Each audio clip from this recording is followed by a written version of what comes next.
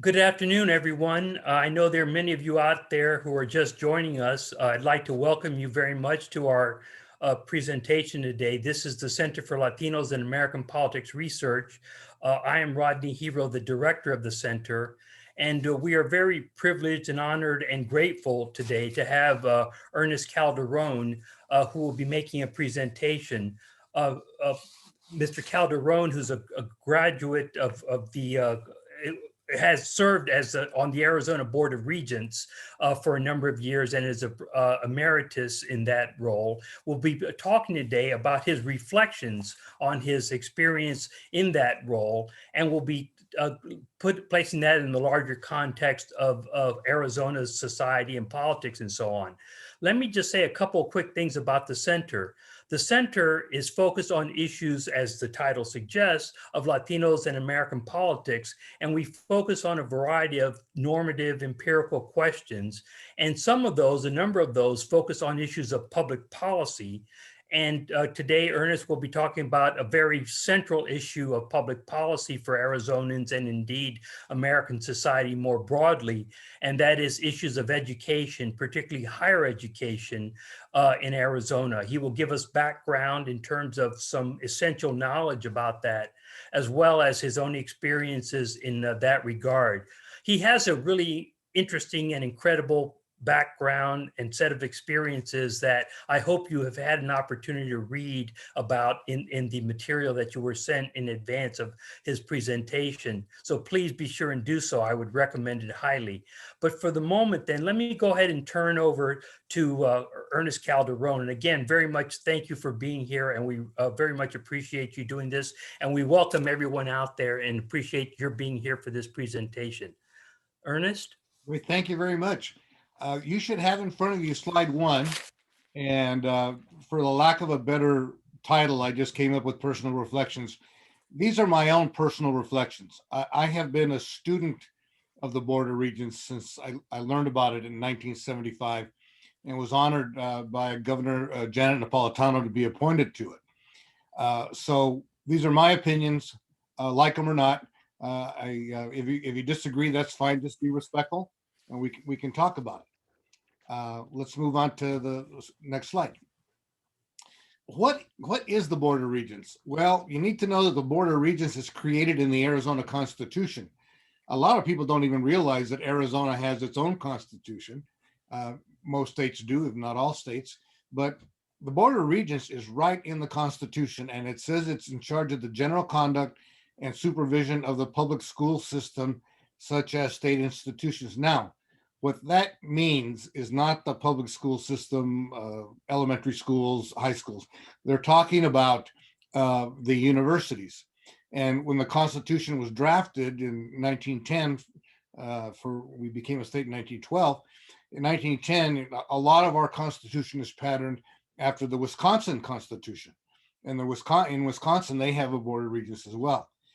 It's a surprise to a lot of folks, but ASU, NAU, and the University of Arizona do not exist.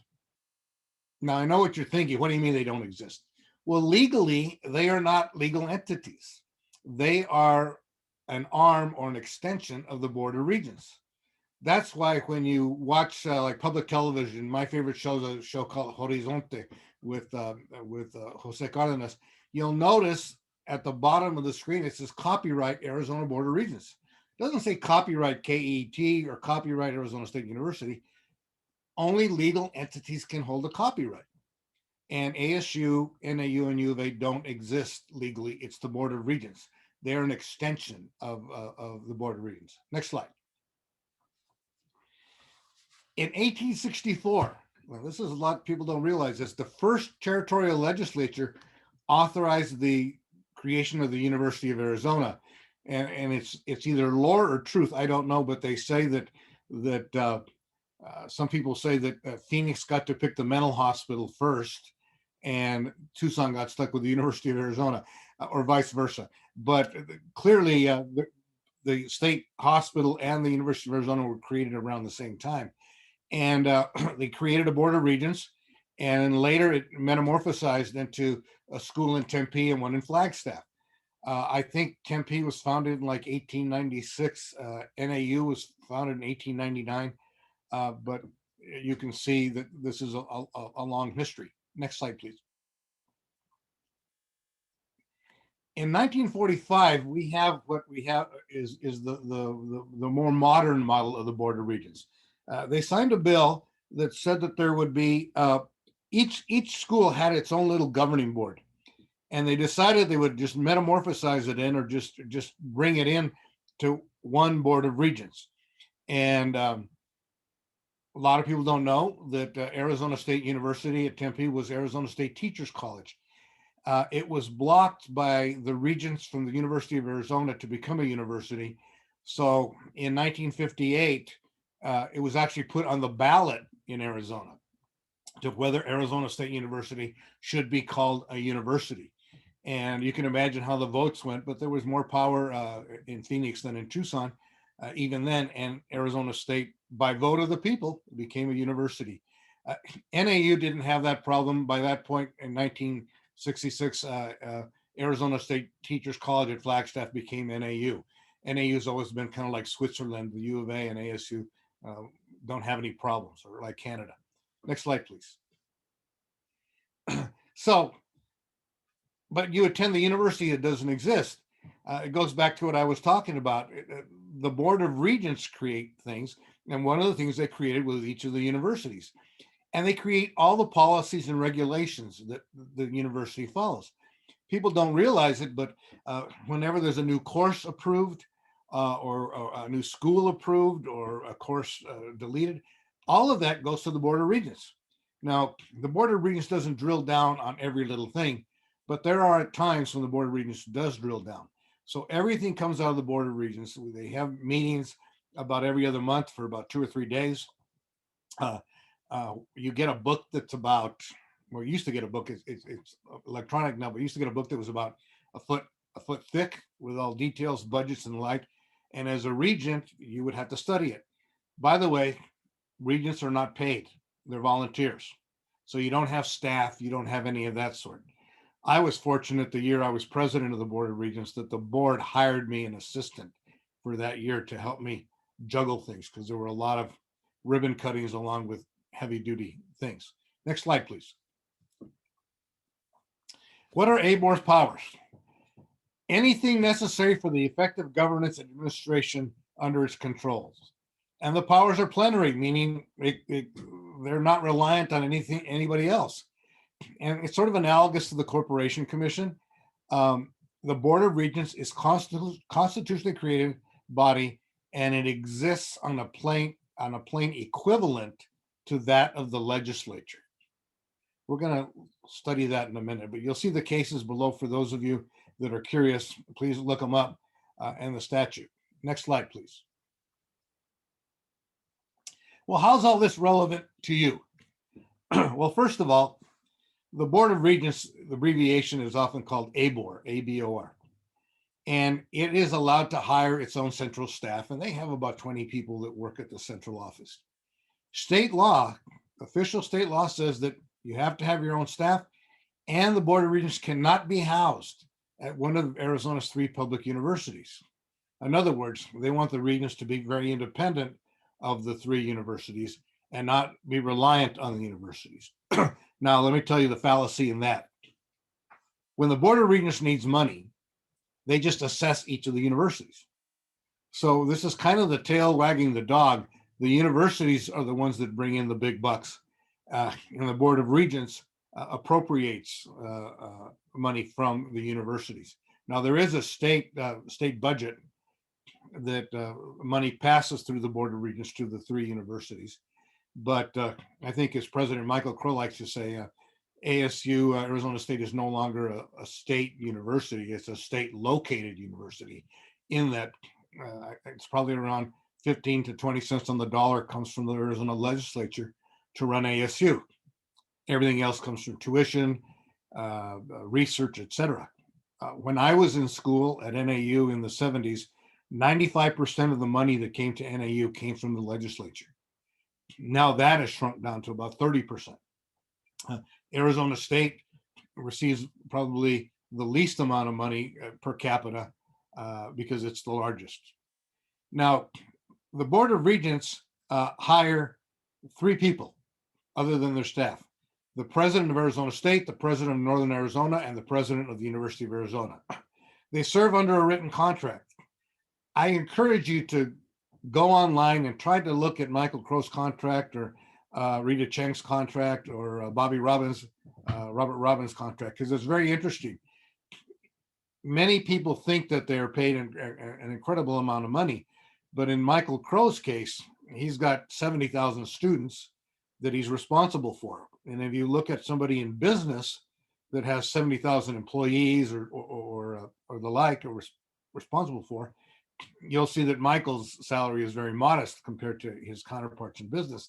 Yet he has to be an academic, he has to be a finance person, he has to be an employment law person, he has to do a variety, he's got to be an athletics expert, he's got to do a variety of things. Each president serves at the pleasure of the Board of Regents. For those lawyers out there, if the regents decide the president is going to leave, usually the regents have to buy out the remainder of the president's contract. And each of the presidents is charged with enforcing all the policies and decisions of the regents. So when the regents make a decision, each president has to make sure that they toe the line and follow it. I will tell you that there is always a very robust conversation between the regents and the presidents.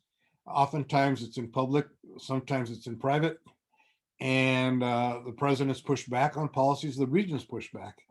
And sometimes you will see things happening that look like they're everybody's singing out of the same hymnal, but we couldn't even agree on the religion before we even got to the hymnal.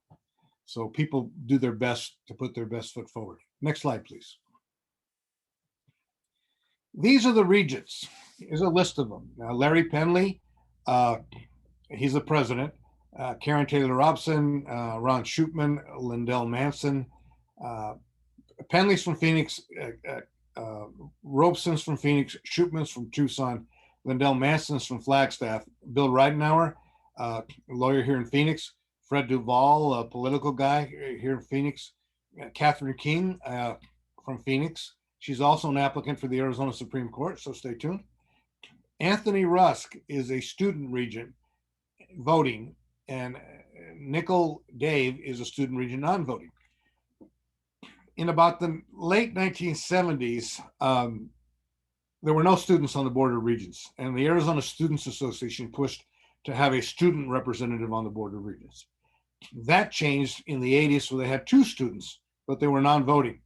So finally in the 80s and 90s was changed. So each student serves 2 years. All the other regents serve 8 years. And in the second year of being a student regent, you get to vote. So the first year is sort of an apprenticeship. Governor Doug Ducey is ex officio. He's a member of the Board of Regents, and he gets to vote. Rarely do governors show up, although Jan Brewer did show up more than most did. And the superintendent of public instruction, if that's still her title, is ex officio in voting. When Tom Horn was superintendent of public instruction, he attended regularly. You don't see that a lot, but they get a full vote. And one time when I was on the board and it looked like I was going to lose on something, I called up Governor Brewer and persuaded her to vote my way, and asked her to attend the meeting. She actually attended the meeting. Everybody looked around the table and counted noses, and someone asked me, "How's the governor going to vote?" To which I responded, "How do you think she's going to vote?" And amazingly, the board flipped and my issue passed very well. But the governors do get to vote. How do you become a regent? You know, a governor. I knew Janet Napolitano. Janet Napolitano knew of my love for NAU, my undergraduate school. I helped her in her campaign. Regents positions are the plum positions that governors hand out, and I was fortunate enough to be one of her first 2 regents named.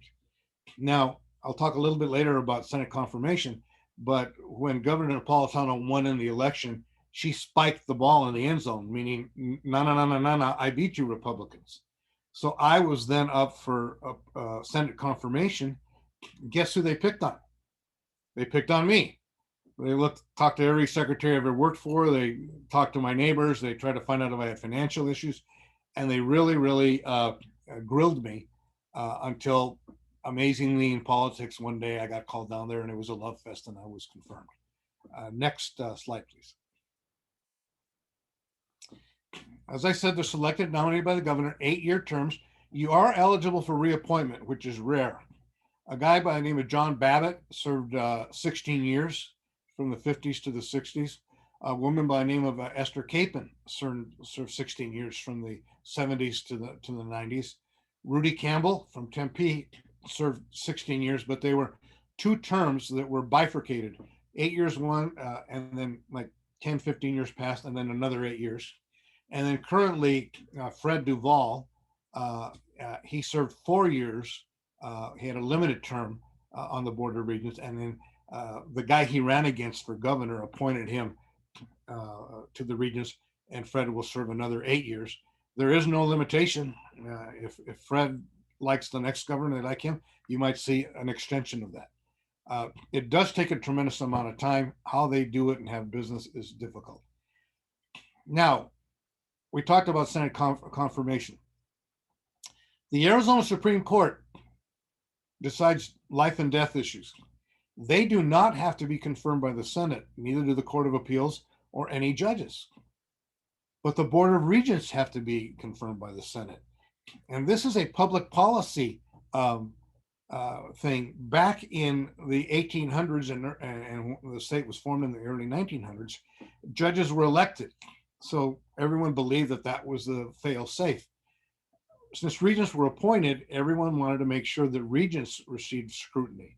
So they made sure that regents are confirmed by the Senate. Now judges in most places, Maricopa, Pinal, Pima, Coconino counties, I think Yavapai as well, are picked by commissions and appointed by the governor. But they're still not, judges are still not confirmed by Senate confirmation. So this tells you that the forefathers that created Arizona believed that education was paramount.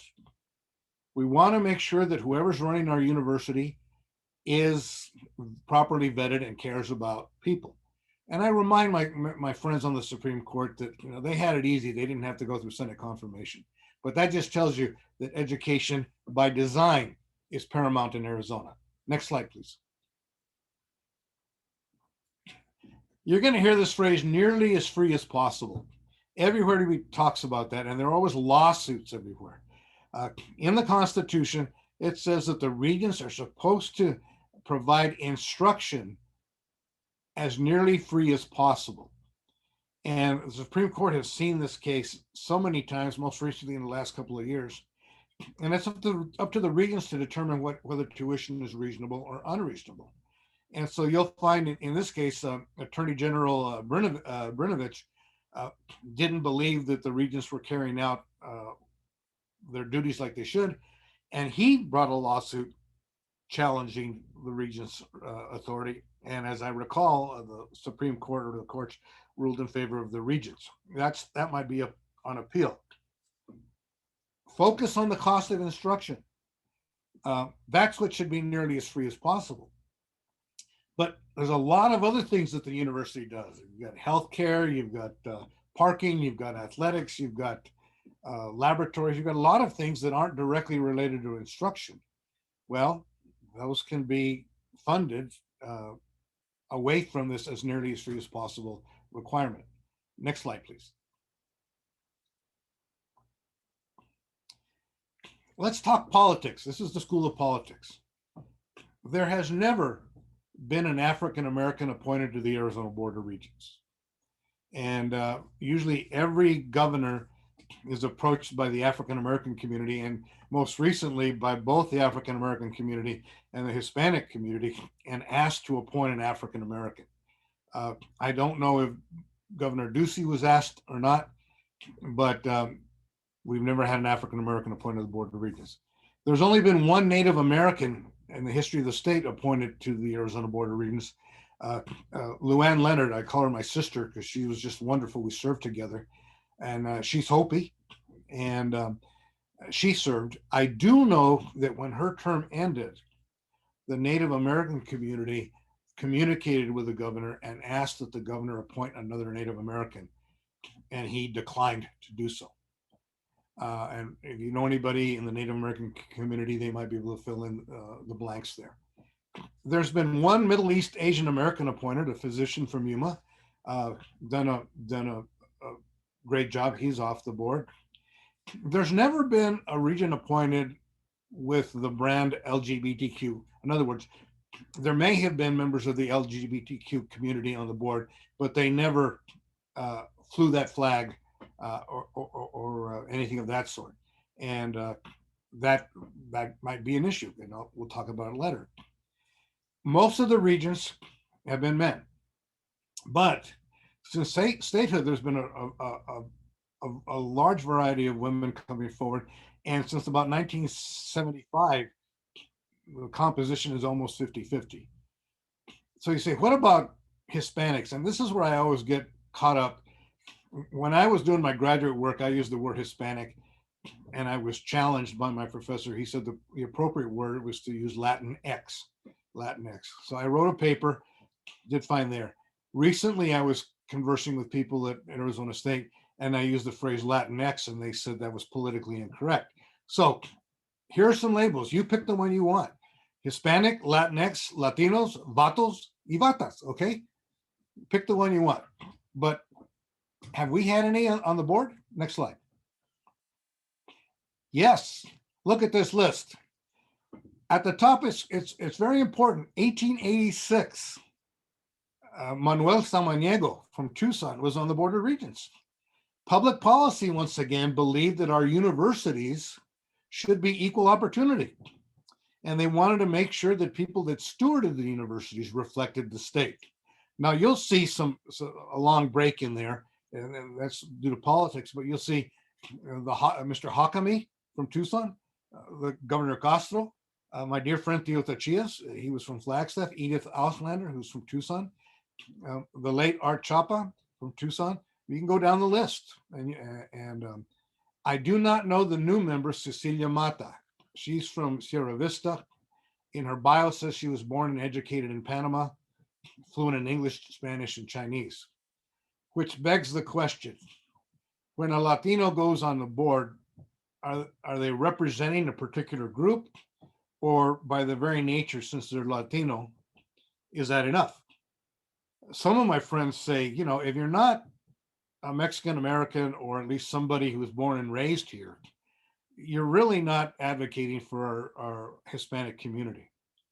Other of my friends will say, well, it doesn't matter where you come from, as long as you're Latino, you fit the bill. That's a question you should ask yourself as we move forward. Next slide, please. Why is a local Hispanic view important? Well, we live on the border. If you don't have any nexus to the border or the like, you're not going to understand the education issues that we face. We educate a lot of people that come from other places. There are national security issues. I did my dissertation on a blended national security faculty motivation topic. I got it at a different school out of state, but the universities are involved in national security. Arizona State has a top secret contract with the Department of Defense. How do I know that? Because one day when I was president of the Board of Regents, Michael Crow and I got called to go down to some lab that day. We just got a call and said, you got to be there in an hour, where we had to be drug tested. You hand your little cup and you get drug tested. I asked why. And they said, because we have to make sure that every level of supervision over these defense contracts, that people are reputable or whatever. I said, well, tell me about, what we're doing that's so top secret. I'm the president of the board. They said, we won't tell you. So national security, is important to everybody, and it's important to have a Hispanic with a viewpoint. Federal mandates. You're looking now at this whole infrastructure bill and the money going to the universities and community colleges. It should be good to have people handling that have some diversity. Workforce development, financial aid, diversity. You always want to make sure that you have outreach. We have the first Hispanic / African-American president of Northern Arizona University that started. Let me back that up. He's Puerto Rican, he was Puerto Rican, so I don't know if he considers himself part African-American or not, but at least he does consider himself Hispanic. You want faculty, you want staff, and you want students to be diverse. Next slide, please. Here are some of the issues that we faced. Immigration enforcement.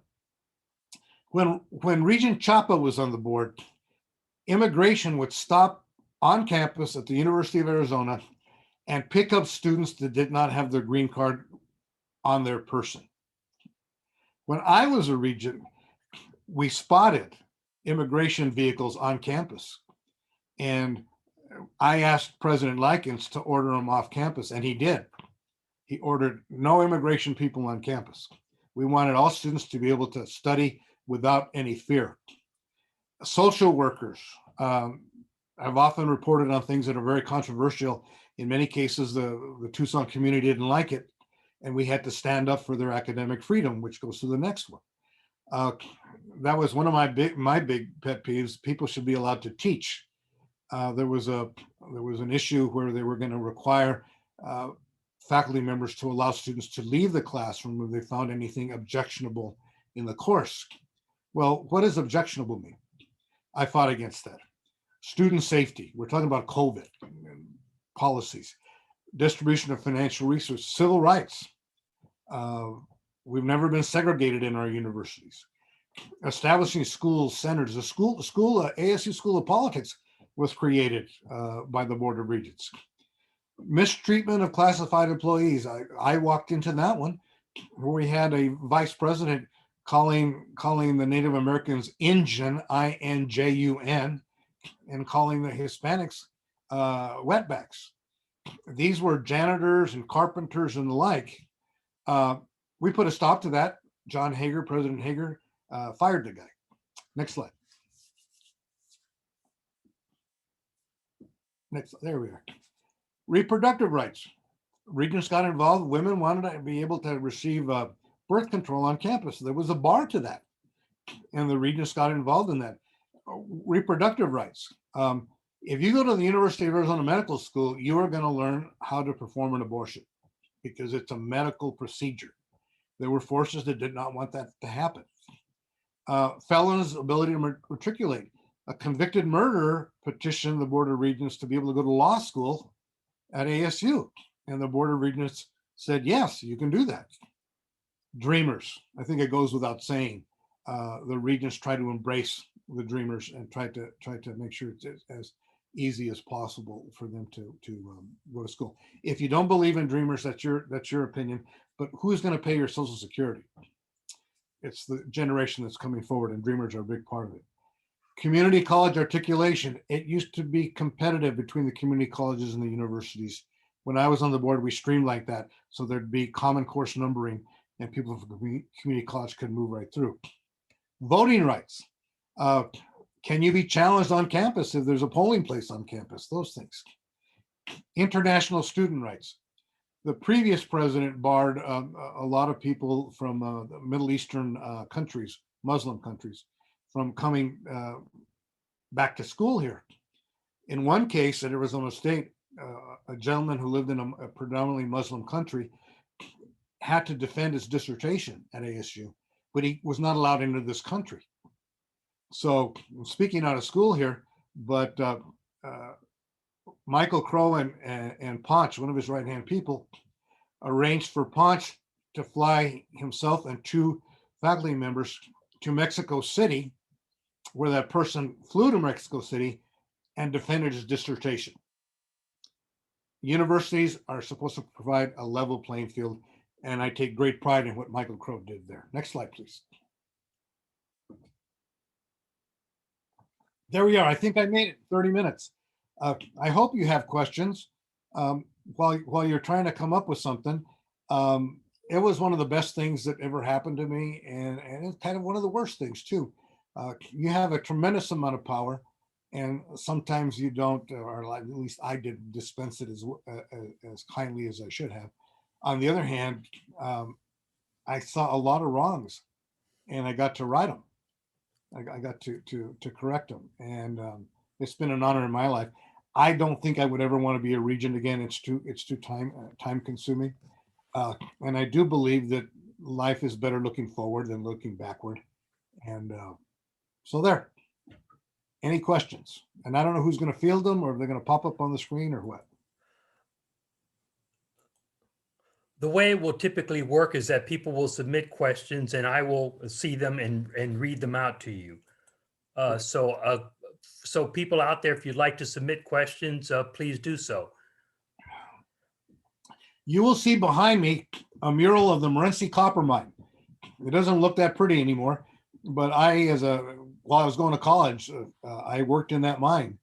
And so I sort of have that, so you don't see my messy desk behind me or that. Good idea. I think many of us worry about how our offices look and so on.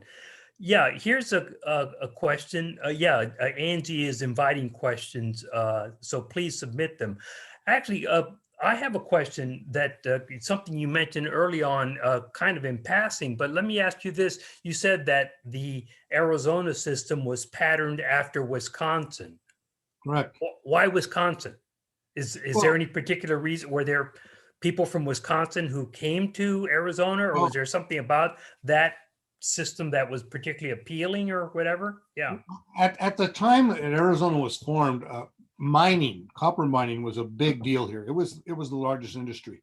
So a lot of the Democratic politicians in the state had ties to mining. Miners were politically progressive. Uh-huh. They liked William Jennings Bryan. At the time, they were progressive. Wisconsin was known as a very progressive state, and it has a very progressive constitution. So the Democrats patterned our constitution to be a progressive constitution based on that. If we're also kind of based on Iowa. If you look at Iowa, the main university, they call it the land grant university, is the University of Iowa. Then there's Iowa State University, Michael Crow's alma mater, Iowa State. And then there's the University of Northern Iowa. Those are the three big public schools. Look at us, the University of Arizona, comparable to University of Iowa. Arizona State University, comparable to the Iowa State. Northern Arizona University, comparable to the University of Northern Iowa. In fact, Northern Arizona University was going to be called the University of Northern Arizona, but President Walkup missed that meeting due to illness, and one of the regions changed it on it. So that's why NAU is NAU, not UNA. Okay. Okay. Well, here's a question. It's a pretty broad one, but it's from Santiago Morata. How do you see the future of Hispanics in the U.S.? Well, I think it's a bright future, but it's more of a light at the end of the tunnel.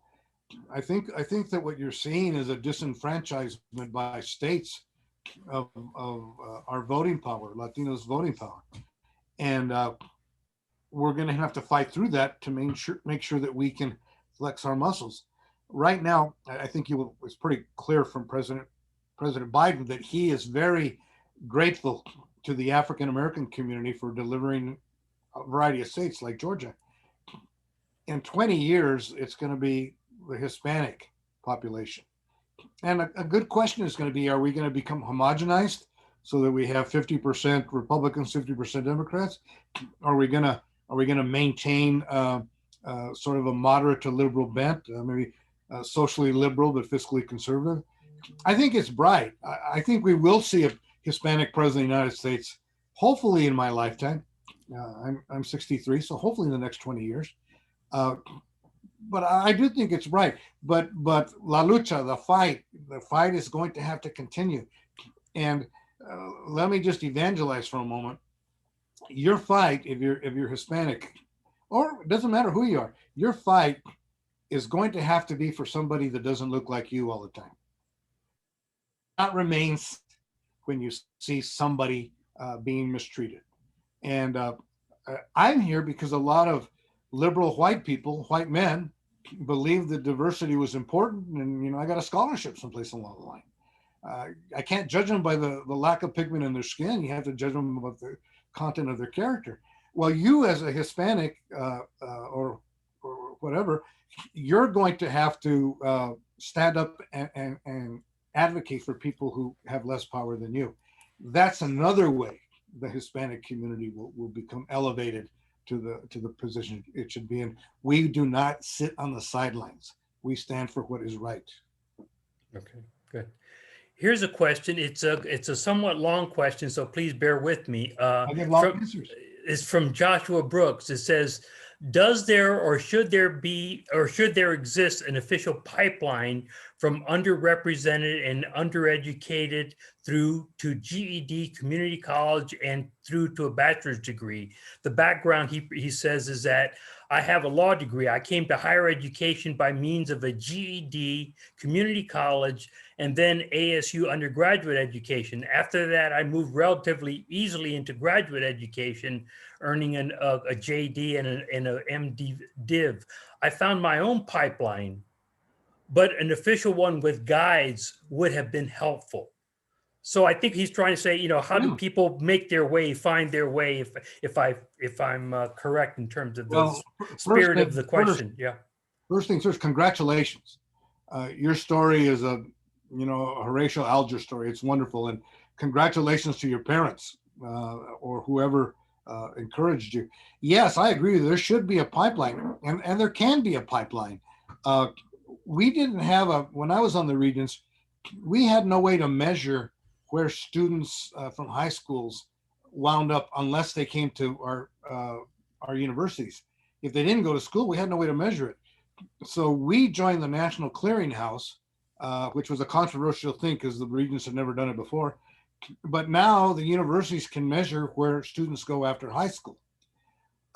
There needs to be an official pipeline. We have a 17% reduction in the community college attendance. That 17% shouldn't exist. The pipeline should fill that 17%.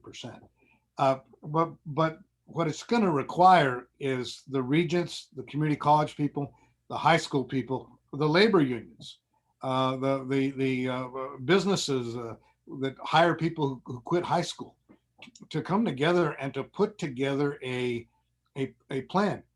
Now, if you gave me $25 million, I could put that together and we do a good thing, but we don't have the $25 million because it's going down to the border right now because of the security issues. Okay. What's more important to you? I think the pipeline is more important to me, but I'm not governor. Okay. Okay. Yeah, the person who posed that question did indicate as a kind of background is that he has a Mexican immigrant background. That was not clear in the question at the outset. Angie, I believe, do you have a question, Angie? I believe I saw something that you posed. It says, how has the COVID pandemic and ongoing racial justice movements across the country shaped the agendas of the Arizona Board of Regents? I'm pleasantly surprised at the Board of Regents because the Board of Regents have been progressive in how they have viewed COVID. They have empowered the presidents to make sure that education can be offered. And I'm pleased with that. Now, I say I'm pleasantly surprised because we have a conservative governor, and the conservative governor usually appoints conservatives. A liberal governor appoints liberals. But the Regents have been very progressive in trying to make sure that we responded to the pandemic. Now, I will tell you, when I was a Regent, a group of professors came to me from the U of A and they said, we need to do pandemic planning. So I tried to get pandemic planning going, but nobody cared about pandemic planning. So it never took off. And I wish I knew the names of those professors because I'd like to buy them a cold one and say, you were ahead of your time. Racial justice, who's going to get the COVID vaccine? We have zip codes in this state where people live, and a lot of our students live at home or rent an apartment near home, that people are not getting their COVID shots. There's also the political perspective that there are some people in my Hispanic community that don't want to get the shot. It violates their First Amendment rights, or they think it's going to inject them with something that's going to make them become a Democrat or something. I don't know, But yes, the regents had done a very good job. They were very progressive when it came to hiring the president at NAU. They wanted someone who, the two finalists, one was a Puerto Rican American, the other one was an Anglo, but he had done all his research in Native American studies. And NAU, I think, is like number 12 in the country for Native American attendance, even though it's 30 miles away from the largest reservation in the country. So there's a void that needs to be filled. But overall, I think the regents, I think Regent King is she tremendous on there. I don't know some of the other regents, but I'm pleasantly pleased. You're on mute. Yeah, I realize that. I'm sorry, I muted myself there. Yeah, here's another question, kind of in the same vein. I think it says, in all your years of leadership and experience, what do you think is the best way to battle racist systems? Whew. Well, you have to walk the walk. When you see racism, you need to call it out. You need to not be racist. Let's face it, in my Hispanic community, there are a lot of people who don't like African Americans or don't like Caucasians or whatever, you know. So you have to stand up to them too, to say, wait a minute, you know, we're all children of Abraham, you know, we're all equal. So you have to walk the walk. You have to advocate. But I think education is a tremendous way.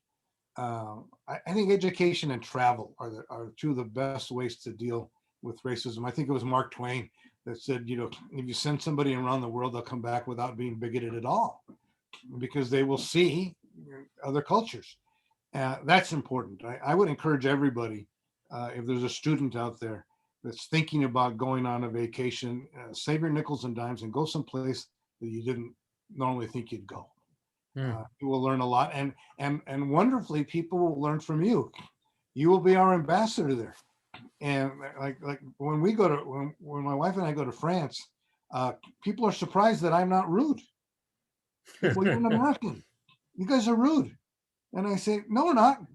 What I do is before I go to a store, I ask them, I learned how to say it in French, may I come in and look at your store? And they say, yes. I look around. Before I touch anything, I ask them, may I? When I leave the store, I say, thank you.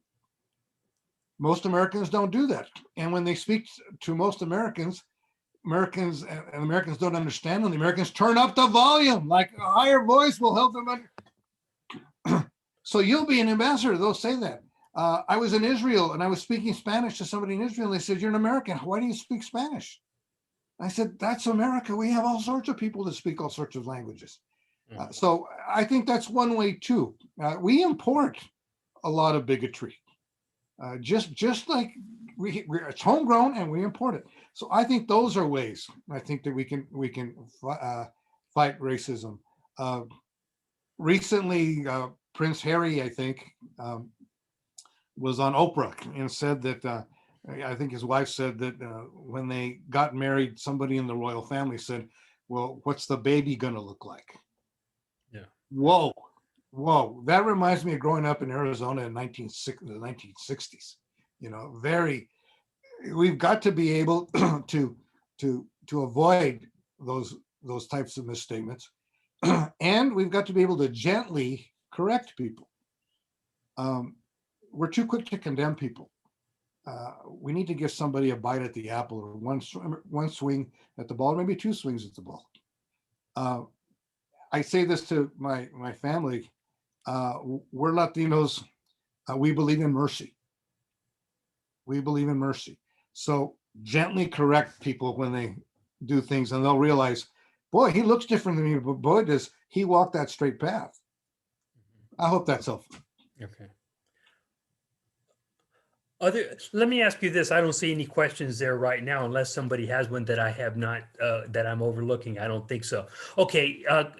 Here's a question. It's how important is it to convey our local culture for the education arena in Arizona? Oh, I think it's critically important. You know, local culture. I mean, it's beautiful. Our culture is beautiful. Whether you be African American, Native American, Hispanic, etc. We all bring beautiful things to the table.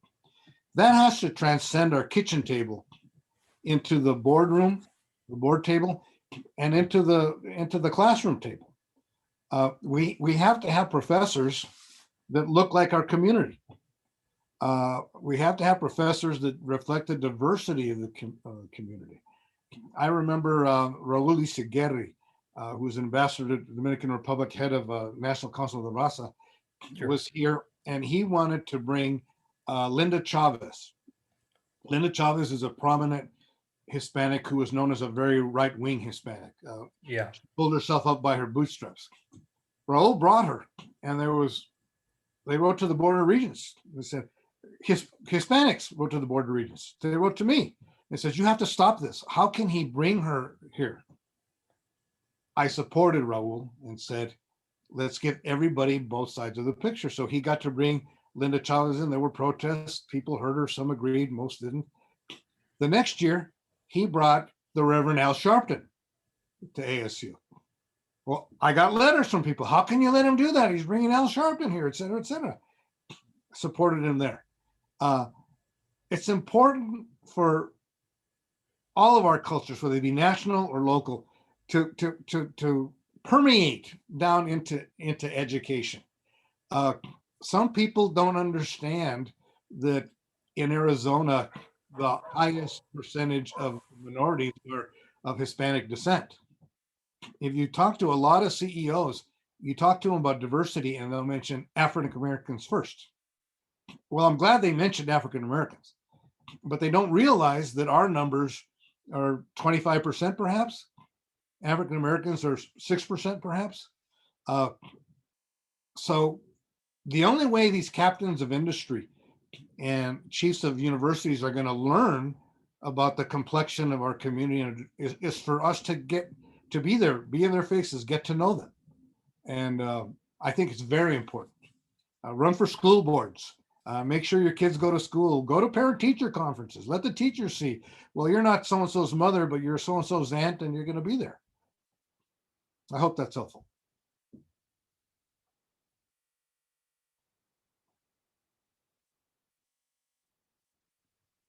Well, let me ask you this. Who wants to be a regent? Raise your hand. You should all want to be a regent because you get to hire and fire presidents. You get to deal with all sorts of stuff, but you get to shape public policy. You get to know a governor, or you get to be renowned in your area, whether you're a teacher or a chemist or whatever, and you get on the map. Most of the regents are business people, a few educators, a couple of lawyers here and there. But you let it be known that you want to be a regent. There's also something called the State Board of Education, and they're in charge of all the P through 12 schools. They're individual community college boards, but you should all aspire to come to the table. Now, you probably won't get it if you have a felony conviction. Probably not. If you've been a member of the Ku Klux Klan, you're probably not going to get it. But short of those things, I think that if you're a good citizen, you have the opportunity to do it. There's usually a dearth of Hispanics applying, very few. Wouldn't it be wonderful if the governor's problem was he had, out of 20 candidates, 12 were Hispanic? Mm-hmm. It's kind of hard to, you can say no to number 1, 2, 3, and 4, but when you get to number 5, he's got to go our way. Yeah, so I think that's important that you all think about that. You all sound like I'm from Texas. You think of that. I'm not from Texas. My dad would spin in his grave. He didn't like Texans. But I think it's important that we be known to that. And if you know a governor and you don't want to do it, you need to tell a governor, when are we going to get a Hispanic woman on the board of Regents? We've had one. But when are we going to get an African American on the board of Regents? When are we going to do this and that? You have to hold them accountable. And if you do it in a nice way, it'll work. Yeah. I'm having some trouble locking up my computer. I don't know if you can hear me. Can you hear me? We can hear you. Okay. Here's a question from Iracema Coronado. Hi, Iracema. Good to see your name there. She has a question. It says she's concerned about educational opportunities for rural Arizonans. Only 55% of residents in rural areas have access to broadband or high-speed internet in their homes, which is critical to virtual learning and employment. How can this be addressed? Well, if you made me governor, the two things I would focus on first are broadband. By the way, there's no broadband in Coconino County. You've got a university there with 30,000 students, and there's no broadband in Coconino County, or it's limited. I would attack broadband, and I would attack the lack of water on the Navajo and Hopi reservations. They don't have water. They haul water. Those are two huge things that can be addressed. Let me get controversial for you. We should allow the community colleges to offer a 4-year baccalaureate degree in limited circumstances. Why? Because if you go to Eastern Arizona, there's a community college in Thatcher. If you go down to the southern border, there's Cochise College in Douglas. If you go up to Kingman, all over there, you go up to the reservation, there's community colleges. The community colleges are positioned. Now, what I tried to do is work out these 2+2 things where you could go to community college for 2 years, stay at the community college, and the last 2 years you get an ASU degree. And I think they do that at Eastern. But it's not doing enough, because what people are doing is they're leaving their communities to get their degree. They're not staying in Safford to get their ASU degree. They're moving to Tempe. And once you move to Tempe, you don't want to go back home. Well, the rural communities want to hang. And I'm from Morenci. I left, so I think we need to allow the community colleges in certain instances to offer 4-year degrees. They can be shepherded by the universities. The curricula, the competencies can all be designed by the universities. Universities can say you have to meet these certain standards. That's fantastic. But also the community college could go to Professor Harrow and say, okay, we want to hire you on the side, and ASU says we can do that. So he gets to teach a class at the community college that's going to be directly transferable to ASU, or will be as part of that community college baccalaureate trajectory. Professors can make some money on this on the side. Professors don't get paid much. When I was doing my dissertation, I found out there was like 80% of the professors that responded to my questionnaire said they would remain in their position and not leave the university if they got $500 a year for continuing education. $500. That's nothing. Your professors are not in it for the money. Their values are they want to teach, but you've got to give them some sort of a reward. They can't be on poverty row. So this 4-year degree thing is you can have the universities design everything, and then you can have the universities help staff it. And that way nobody worries about anybody taking over anybody else's world. I think that will help with rural things. Another thing is we need more businesses in rural areas. They all come to Maricopa County. Even Tucson suffers from lack of business. Pima County. There has to be something so that my home county, Greenlee County, doesn't have any water problems. And there's only 7,000 people there. There's a lot of land. Put a prison there, or put a manufacturing place. There's rails. The first railroad came in the state came into that county. There's rails. You can take things out, but you need to incentivize people to do that. I hope that's helpful. Okay. Yeah, here's a question from Sandra Martinez. We need university administrators that also represent communities of color. Does the Board of Regents provide funding for leadership programs that may address this issue? She gives some examples of some high-level administrators here at ASU, but says we still need more support. So again, the question is, does the Board of Regents provide funding for leadership programs that may address the issue of representation of communities of color? By policy, yes. By direct dollar, that's just all lumped into the university budgets for the presidents to determine what's good for continuing education, what's good for leadership development. And then it sort of trickles down all the way down to the department chair. And it's really your department chair people that decide whether or not they're willing to go to their dean to get the $5,000 for the up and coming professor to get some leadership training. Arizona State has the best record of any of the universities when it comes to diversity in leadership spots. I'm thinking there's like 20, 25 vice president level people, and at least 10 of them, I think, are people of color, at least 10, and at least probably over half are women. NAU's the opposite. They've got a new president who's going to be there, but NAU, it's still kind of parochial in a lot of ways, and there has been difficulty keeping diverse people to stay in Flagstaff because it's a small town. An African American coming to Flagstaff feels very left out, and the African community in Flagstaff, African American community, tries to help. University of Arizona, it goes up and down, depending on the president. I don't know what their record is right now. I do know that of the three presidents, or the two of the three are very strong in at least advocating it. Michael Crow and Rita Chang. Michael Crow, he doesn't pay me for this, okay? I mean, but he does a decent job. And if you want to get Michael Crow motivated, you challenge him. I know I did when I was his boss. He challenged me when you challenge him, and he'll get it done in spades. There was never an immigrant student that failed to get financial aid when I brought that person's identity to Michael Crow's attention.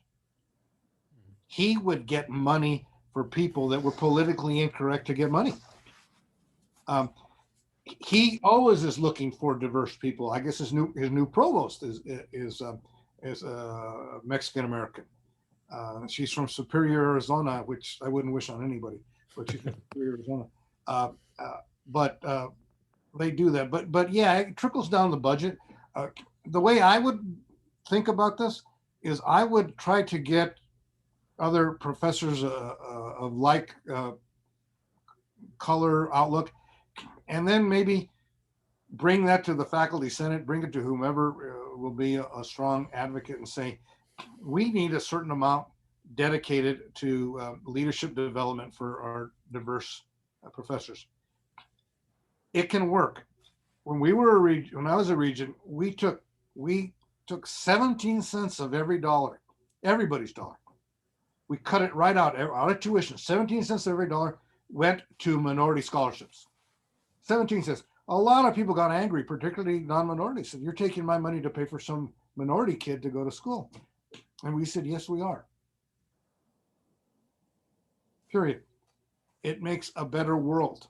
If we can do that, if the regents can say 17 cents on every dollar goes to financial aid for diverse students, the universities can say, of all our professional development, 20% is going to go to diverse future leaders or something. It can be done. And you can point to the regents and say, well, if they can do it, why can't we do it? If you challenge Michael Crow with that, he's going to say, why 20%? Why not 25%? Why not 25%? Okay. Are there any last questions? Our time is just about up. I had a question, but that I will ask you about some other time. Well, thank you for having me, and thank you for the patient people out there listening to me pontificate here. Okay, no, thank you very much. We're very grateful and very honored that you made this presentation to us. And he's also on the advisory board for the center, so we're very grateful to him in that regard as well. So if there are no more questions, let me again thank everyone and express my appreciation, and take care, and we hope everyone continues to be safe and healthy. And best to all. Thank you very much. Take care. Bye-bye. Un abrazo.